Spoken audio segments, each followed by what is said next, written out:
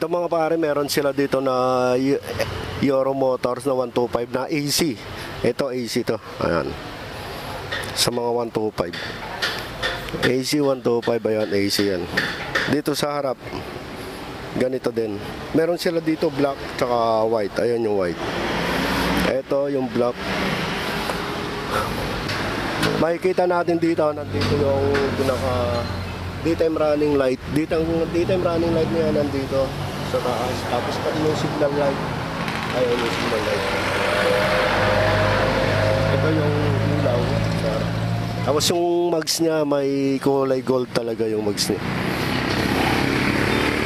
Dito sa gilid may kombi siya na puti at saka black. May nakalagay siya na Euro Motor 125. Ayan.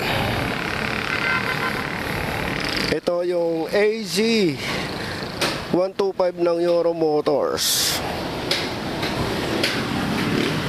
Tapos ito yung switch niya. Ito yung pinaka switch. Yung maliit lang yung sa pinaka panel board. Pero pinaganda dito naman yung pinaka hashtag dito ng sa board yun. Kulay ko lang yung busina at saka yung stop. Kasi naka-aircon. Ang kinaganda nito, mayroon na rin siyang charger. Charger na rin siya. May port board. Tapos yun, yung mags niya naka-gold. Ayan, ang lupet niyan, boy. Pagdating natin dito sa likod, yan, ganyan siya. Ayan.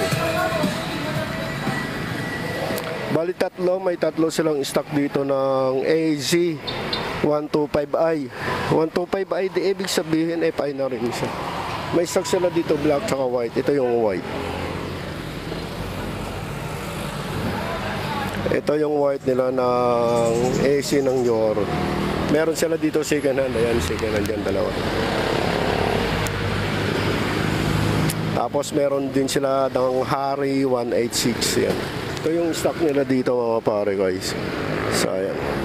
Dito lang yun sa ito, may Chacosi sa may Plaridel branch. So yan, hanggang dito na lang. Maraming salamat mga pare. Kung nagustuhan nyo itong video na to, pwede nyo paki-like, paki-share, tsaka paki-subscribe na rin. Kung gusto nyo kumuha ng mga Michoco kasi ng SYM, Euro Motors, punta lang kayo sa Michoco store. Mababang halaga lang, mababang down lang yung meron sila. Maraming salamat. So hanggang dito lang. Peace out.